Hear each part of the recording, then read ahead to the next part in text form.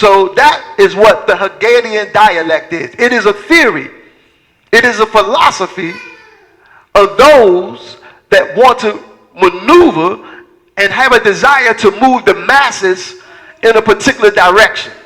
So if I want the masses of the people to move in a particular direction, I first have to come up with a cause or a problem. I have to bring forth a problem, bring forth a cause to get a certain reaction. And when I get a certain reaction, it will cause the masses to go in the direction of my already desired agenda. Are y'all understanding this? In other words, if we want to take away your privacy as a nation, we will raise up something called 9/11. Destroy the towers, the Twin Towers in New York City. Why would they do such a thing? Well, listen, cause, problem that's going to bring forth a reaction. What was the reaction? The reaction is when we're going to war against, who was it, Afghanistan? Yeah, Afghanistan. Afghanistan, Iraq. We're going to war against them for blowing up our buildings. But watch this. All the citizens of the United States will move in a direction and now desire security rather than privacy rights. And the nation would be set to fear that the government, if they don't do something about it, they're going to come over here and blow us all up. Well, 9/11 was what we call how they moved the masses to do what they want according to the Hegelian dialect. So what happened? This is why now the Privacy Act came into play. Congress began to vote. They got the support of all of their constituents. Each senator got the support. Amen. That we're going to take away your privacy so we can make you feel what? Make you feel safe. But that was the goal. That was the objective. And now when you're on the phone, there and the cameras everywhere, there's now no more privacy. Huh? But that was what they want. That's what they wanted in the first place. That was their on-set agenda. Because they know that unless we spark fear in the masses, they will never give up their privacy rights. Are you listening? Well, the Hegelian dialect is going on now with regards to Russia. The powers know that in order to move the masses further down the line of the new world order, we have to create a cause, a problem. What is the cause? What is the problem? Putin is rising up and going to war against Ukraine. Huh? And as he's going to war against Ukraine, then the nations, the kings, will set in place sanctions that would disturb his income, his influx of financial gain. They will cut off his ability to receive financial gain, financial wealth. That then in turn will cause Putin now say, well, if you're going to mess with my money, I'm going to mess with your money. Are you listening? So I'm going to launch a cyber attack. Are you listening? And when I launch a cyber attack, I'm going to attack the financial institutions of your land. To which you'll go there and try to get money out the bank and maybe not be able to get it. You know how many Ukrainians ran for their money in the bank and wasn't able to get it?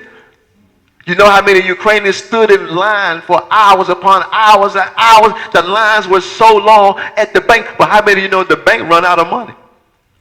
Huh? And so many people could not get money out the bank. Which then, in turn, if that happened here, people couldn't get access to their money. They already ran a test in PayPal. How many of you know that PayPal froze the accounts of 4.3 million accounts?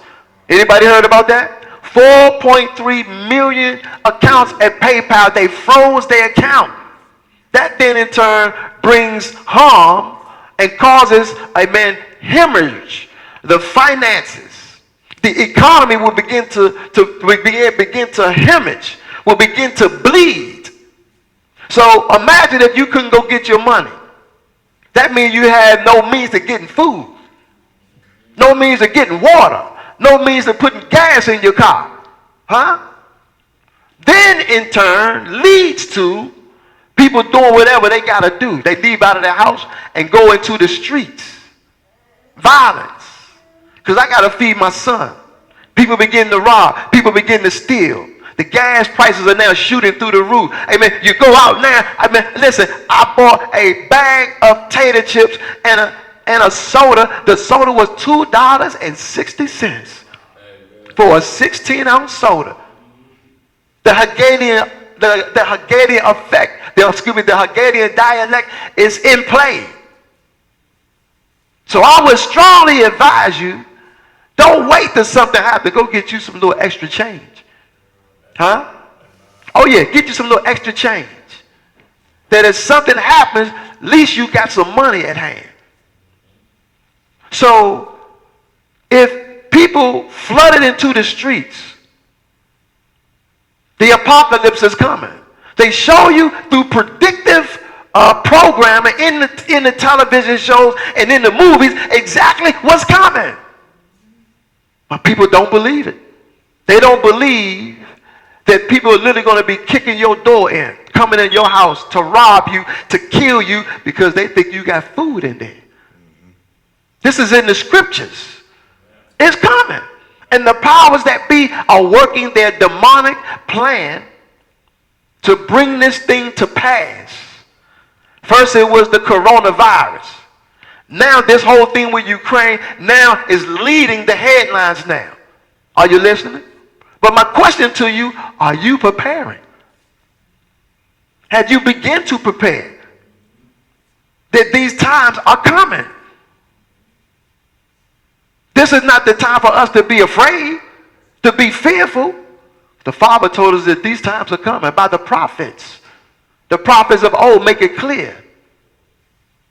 So as a minister of Yahusha HaMashiach, a watchman of Father Yahuwah, I've been warning for years that this is coming.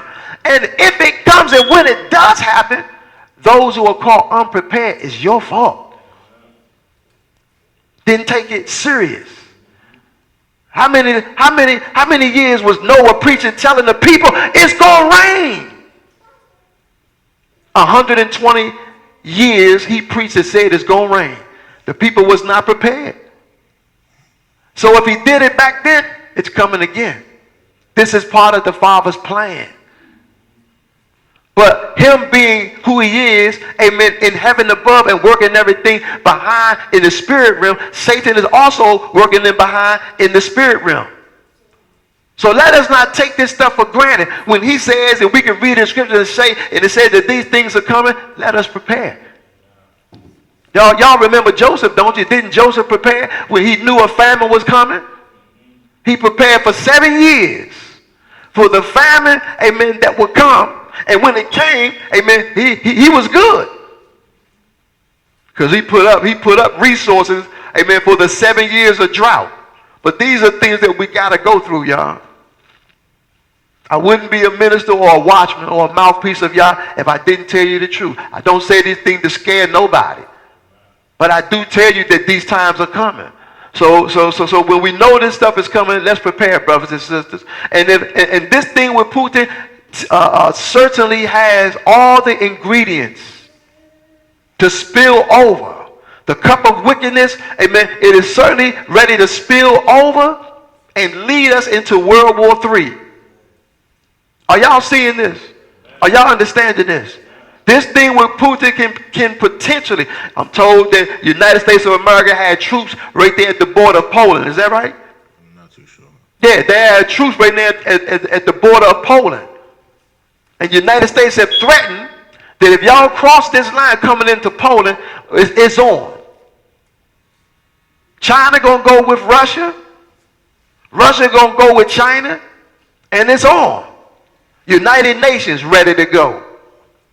Military from all different nations are now, amen, on high alert. So let us take these times serious, brothers and sisters. The hand of Satan is real.